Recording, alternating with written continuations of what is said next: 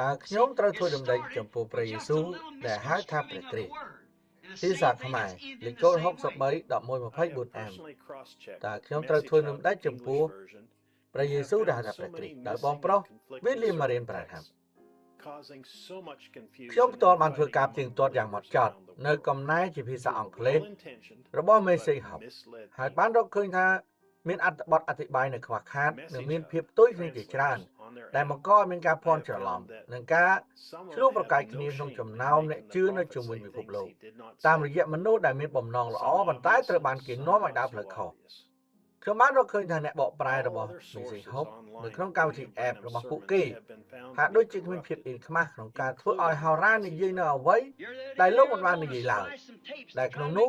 មានចំណុចខ្លះច្បាស់ក្រឡែតហើយចំណុចខ្លះទៀតមិនសូវច្បាស់រាល់ប្រភពតាមអ៊ីនធឺណិតផ្សេងទៀតនៃសេចក្តីអធិប្បាយរបស់បងប្រុស William Branham ត្រូវបានរកឃើញថាមានការកែបន្លំរួមទាំងThe Macy Hope ផងដែរកាលពីថ្ងៃមុននៅរដ្ឋ Arizona មានការកាត់តខ្សែអាត់ដើម្បីព្យាយាមធ្វើឲ្យខ្ញុំនិយាយនៅអ្វីដែលខ្ញុំមិនបាននិយាយចូលចងចាំនៅនិមិត្តអំពីសំណើនៅ Arizona ព្រះគម្ពីរចែងថាបើអ្នកយកថ្មមកចងកអ្នកក៏នៅប្រសើរជាងសម្រាប់អ្នកដែរសម្រាប់លេខកូដ640726M ការស្គាល់នៅថ្ងៃរបស់អ្នកនឹងសារសម្រាប់ថ្ងៃនោះញ៉ាជូនដល់អស់អ្នកដែលត្រូវបានប្រោសរស់ឡើងវិញជាទីស្រឡាញ់តើដួងចិត្តរបស់យើងបានហោះហើរខ្ពស់ដូចជាសត្វឥន្ទ្រីយ៉ាងណាទៅនៅចុងសប្តាហ៍បុណ្យអេស្ទើបងព្រះអង្គម្ចាស់រស់ឡើងវិញនេះពីមួយថ្ងៃទៅមួយថ្ងៃការចាក់ប្រេងតាំងរបស់ព្រះអង្គកាន់តែធំឡើងពិធីលៀងព្រះអង្គម្ចាស់ការបញ្ចុះព្រះសពភាពពេញខ្នាតហើយបន្តមកគឺជាចំណុចកំពូលដ៏អស្ចារ្យដែលព្រះអង្គបានសាងសង់ឡើងយើងឡើងសម្រាប់វាជាការរះឡើងវិញនៃព្រះអាទិត្យសេរីល្អអើយព្រះអង្គបានរស់ឡើងវិញហើយទ្រង់កំពុងមានប្រជញ្ញរស់នៅក្នុងយើងម្នាក់ៗព្រះអង្គបាននឹងកំពុងបានសម្ដែងព្រះបន្ទូលរបស់ទ្រង់ដល់យើងម្នាក់ៗតាមរបៀបដែលយើងមិនធ្លាប់បានឮពីមុនមកការចាក់ប្រេងតាំងបានពេញក្នុងចិត្តរបស់យើងវត្តមានរបស់ទ្រង់មានពេញក្នុងបរិយាកាសវាហាក់ដូចជាការលើកឡើងទៅលើមេឃឬក៏ហៅថា rapture នៅក្បែរបង្កើយព្រះអង្គបានប្រាប់យើងអំពីអ្វីដែលបានកើតឡើងកាលពី 2000 ឆ្នាំមុននិងអ្វីដែលកំពុងកើតឡើងនាពេលនេះក្នុងឆ្នាំ 2029 ព្រះយេស៊ូវគឺជាគ្រាប់ស្រូវសាឡៃដំបូងបង្អស់របស់ព្រះដែលត្រូវបានប្រោសឲ្យរស់ពីសគត់ឡើងវិញព្រះអង្គត្រូវបានប្រោសឲ្យរស់ឡើងវិញដោយអំណាចប្រោសឲ្យរស់របស់ព្រះបានប្រោសជីវិតទ្រង់ឲ្យរស់ឡើងវិញលើកទ្រង់ឡើងពីសគត់ហើយទ្រង់គឺជាផលដំបូងនៃអស់អ្នកដែលបានដេកលក់ទៅទ្រង់គឺជាអង្គទី1ដែលបានឈានដល់ភាពពេញវ័យជាកញ្ច្រែងដែលព្រះបានបកទុកជាការរំលឹកដល់ការអរព្រះគុណដល់ព្រះដោយជឿថាពួកយើងដែលនៅសល់នឹងមកដល់វាគឺជាទីសម្គាល់មួយបន្ទាប់មកព្រះអង្គបានបើកសម្ដែងឲ្យយើងដឹងពីអ្វីដែលកំពុងកើតឡើងនៅថ្ងៃនេះដោយដែលទ្រង់ត្រូវបានបក់នៅថ្ងៃបុណ្យទី50នៅពេលដែលមានសម្លេងមកពីឋានសួគ៌ដូចជាការបក់ជាខ្យល់បក់យ៉ាងខ្លាំងបានបក់ទៅលើមនុស្សទាំងឡាយវាត្រូវបានបក់ម្ដងទៀតនៅចំពោះមុខមនុស្សដោយដែលទ្រង់បានសន្យានៅក្នុងគម្ពីរលូកា17:30នៅម៉ាឡាគីចំពោះ4នៅពេលដែលកូនមនុស្សសាន់អស់មែនត្រូវបានសម្ដែងនឹងបកម្ដងទៀតនៅលើមនុស្សទាំងឡាយឥឡូវនេះតើនរណាជាកូនមនុស្សកាលដើមដំបូងមានព្រះបន្ទូលក៏គង់នៅជាមួយនឹងព្រះហើយព្រះបន្ទូលនោះឯងជាព្រះបន្ទូលនោះបានត្រឡប់ជាសាច់ឈាមហើយបានស្នាក់នៅក្នុងចំណោមយើងរាល់គ្នាហើយប្រសិនបើ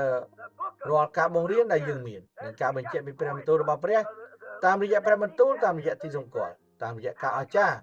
យើងឃើញនៅថ្ងៃនេះថានៅក្នុងគម្ពីរលូកាចំពុកទី17ខទី30និងម៉ាឡាគីចំពុក4និងបទគម្ពីរផ្សេងទៀតដែលយើងបានស្គាល់គឺព្រះបន្ទូលនោះត្រូវបានបកទៅលើមនុស្សម្ដងទៀតថាប្រពៃណីដែលស្លាប់របស់មនុស្សគឺស្លាប់ហើយបុត្រានៃព្រះកំពុងមានព្រះជន្មរស់ឡើងវិញជាមួយនឹងបនជ្រមុជនៃព្រះវិញ្ញាណបរិសុទ្ធនៅក្នុងចំណោមយើងហើយកំពុងផ្ដល់ជីវិតដល់យើងហើយព្រះវិញ្ញាណបរិសុទ្ធគ្រាន់តែបន្តបកមកលើពួកយើងបើកសម្ដែងទៀតនៅព្រះបន្ទូលរបស់ទ្រង់ធម្មពលយន្តការនិងអំណាចប្រោសឲ្យរស់ បន្ទាប់មកនៅពេលដែលហាក់ដូចជាវាមិនអាចអស្ចារ្យជាងនេះទៀតបានព្រះអង្គបានប្រាប់យើងថាទ្រង់អនុញ្ញាតឲ្យខ្ញុំមើលទៅហួសពីវាំងនននៃពេលវេលាហើយខ្ញុំបានឃើញអ្នកទាំងអស់គ្នានៅទីនោះអស់អ្នកដែលអ្នកធ្លាប់ស្រឡាញ់និងអ្នកដែលស្រឡាញ់អ្នកត្រូវបានប្រគល់ឲ្យអ្នកតើវាជាអ្វីគឺអំណាចប្រោសឲ្យរស់ព្រះអង្គបានឃើញយើងនៅទីនោះហួសពីវាំងនននៃពេលវេលាយើងបាននៅទីនោះជាមួយគាត់រួមជាមួយមនុស្សជាទីស្រឡាញ់របស់យើងទាំងអស់ដែលបានទៅមុនយើងឪពុកម្ដាយកូនកូនយើងបាននៅទីនោះជាមួយពួកគេនិងអ្នកទាំងអស់ដែលយើងមិនដែលបានជួបម៉ូសេអេលីយ៉ាពេត្រុសលោកប៉ូលយើងទាំងអស់គ្នាបាននៅទីនោះជាមួយគ្នាបន្ទាប់មកដូចជាព្រះវិញ្ញាណបរិសុទ្ធដ៏ល្អប្រពៃដែលទ្រង់ជាព្រះអង្គមិនចង់បំភ្លេចយើងដែលកំពុងឈឺចិត្តធ្លាក់ចុះនឹងរងការវាយដំនោះទេដូច្នេះទ្រង់បានបក់អង្គទ្រង់មកលើពួកយើងម្ដងទៀតដើម្បីឲ្យមនុស្សគ្រប់គ្នាអាចត្រូវបានប្រោសឲ្យជាពីអ្វីដែលយើងត្រូវការមនុស្សទាំងនេះដែលជាពលរដ្ឋនៃនគរព្រះដែលជាអ្នកមានអំណាចប្រោសឲ្យរស់សូមប្រោសអំណាចនោះដល់ពួកគេផងព្រះម្ចាស់អើយនៅពេលនេះហើយសូមឲ្យព្រះវិញ្ញាណចេញពីអន្ត្រីមួយទៅអន្ត្រីមួយពីព្រះបន្ទូលមួយទៅព្រះបន្ទូលមួយរហូតដល់ភាពពេញលេញនៃព្រះយេស៊ូវគ្រីស្ទត្រូវបានលេចមកនៅក្នុងរូបកាយនីមួយៗសម្រាប់តម្រូវការផ្លូវកាយផ្លូវវិញ្ញាណឬតម្រូវការណាមួយដែលពួកគេមានការដែលយើងដាក់ដៃលើគ្នាទៅវិញទៅមកនៅក្នុងព្រះនាមព្រះយេស៊ូវគ្រីស្ទព្រះបន្ទូលនោះសំឡេងនោះអ្វីគ្រប់យ៉ាងដែលយើងត្រូវការគឺមាននៅក្នុងខ្សែអានបងប្អូនស្រីអើយព្រះមិនផ្លាស់ប្ដូរព្រះハត្ថីរបស់ទ្រង់ចំពោះព្រះបន្ទូលរបស់ទ្រង់ឡើយសូម្បីតែមួយតួអក្សរឬមួយចំណុច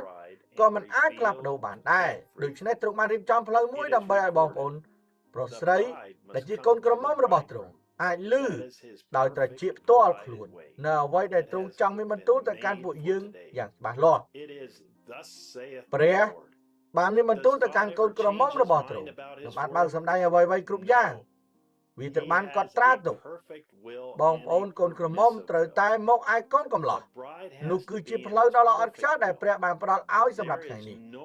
វាគឺជាព្រះបន្ទូលរបស់ព្រះអម្ចាស់តើព្រះធ្លាប់ប្រាប់ដូរព្រះハត្ថីរបស់ទ្រង់ចំពោះព្រះបន្ទូលទ្រង់ដែរឬទេអត់ទេព្រះអង្គមានព្រះハត្ថីដ៏ល្អឥតខ្ចោះនិងព្រះハត្ថីអនុញ្ញាតបងប្អូនកូនក្រមុំត្រូវតែស្ថិតនៅក្នុងព្រះハត្ថីដ៏ល្អឥតខ្ចោះរបស់ទ្រង់គ្មានព្រះハត្ថីណាល្អឥតខ្ចោះជាងឬកន្លែងណាល្អឥតខ្ចោះជាងការបានឮសំឡេងរបស់ព្រះដោយផ្ទាល់ពីព្រះអង្គទ្រង់ផ្ទាល់នោះទេការអញ្ជើញរបស់ខ្ញុំចំពោះអ្នកម្នាក់គឺសូមចូលរួមជាមួយយើងនៅថ្ងៃអាទិត្យវេលាម៉ោង11ថ្ងៃត្រង់មកនៅ Jeffersonville ដើម្បីស្ដាប់សំឡេងរបស់ព្រះដែលនាំមកនៅព្រះបន្ទូលដ៏បរិសុទ្ធដល់យើងមិនចាំបាច់មានការទីឡើយគ្រាន់តែអង្គុយចុះហើយនិយាយថាអាមែនចំពោះគ្រប់ព្រះបន្ទូលមានកន្លែងណាផ្សេងទៀតដែលអាចធ្វើបែបនេះបានឡើយមានតែតាមរយៈការចុចស្ដាប់ប៉ុណ្ណោះដោយបងប្រុសយូសេបប្រានហាំសារសំឡេង650416E តើព្រះធ្លាប់ផ្លាស់ប្ដូរព្រះハត្ថីរបស់ទ្រង់ចំពោះព្រះបន្ទូលទ្រង់ដែរឬទេយើងនឹងចាប់ផ្ដើមនៅកថាខណ្ឌទី61បទគម្ពីរដែលត្រូវអានមុនពេលស្ដាប់សារនិខមណាំងចំពុក19ជនគណនាចំពុក22ខ31ម៉ាថាយចំពុក28ខ19លូកាចំពុក17ខ30សូមអរគុណនិងវិវរណៈចំពុកទី17សូមអរគុណ